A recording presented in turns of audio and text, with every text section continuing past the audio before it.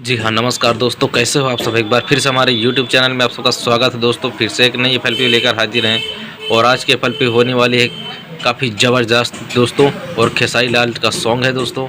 तो आज इस वीडियो में आपको मिलेगा नोवा स्टैक और एफएलपी प्रोजेक्ट। और दोस्तों मैंने बता दूं कि उसमें मैंने जीएमएस का यूज़ किया है, जीएमएस के रूप में इसको बनाया है।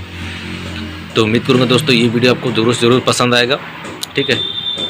और इस वीडियो में मैंने सारे पैटर्न का यूज़ किया है क्योंकि इसमें मैंने कई वेस्टी प्लगइन्स का यूज़ किया है, ठीक है। और आपको सुनने में कैसा लगे हमें कमेंट में ज़रूर बताइएगा। तो चलिए वीडियो को स्टार्ट कर लेते हैं। और दोस्तों अभी तक मेरे चैनल को सब्सक्राइब नहीं किया, सब्सक्राइब कर लीजिए। इसी तरह के लेटेस्ट वीडियो की जानकारी पाने के लिए नोटिफिकेशन बेल को ऑल कर लीजिए। तो चलिए वीडियो को स्टार्ट कर लेते हैं।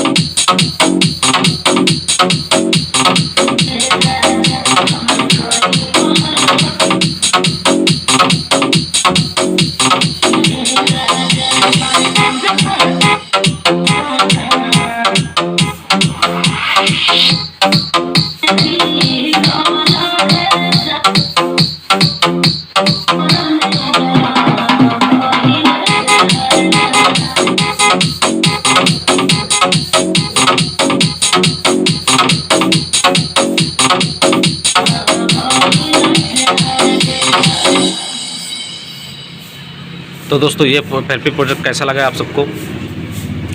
उम्मीद करता हूँ ये एफएलपी प्रोजेक्ट अच्छा लगा होगा। और अगला कौन सा गाना का एफएलपी प्रोजेक्ट आप सबको दिया जाए हमें कमेंट में ज़रूर बताइएगा, ठीक है। और अगर आप मुझसे पर्सनली बात करना चाहते हैं तो मैंने अपने चैनल के पोस्टर पे अपना व्हाट्सएप नंबर दे रखा है। आप सीधा मुझसे पूछ सकते हैं, कांटेक्ट कर सकते हैं जो भी दिक्कत है। तो चलिए आज की वीडियो में इतना ही, फिर मिलेंगे नई वीडियो के साथ दोस्तों। तब तक के लिए नमस्कार।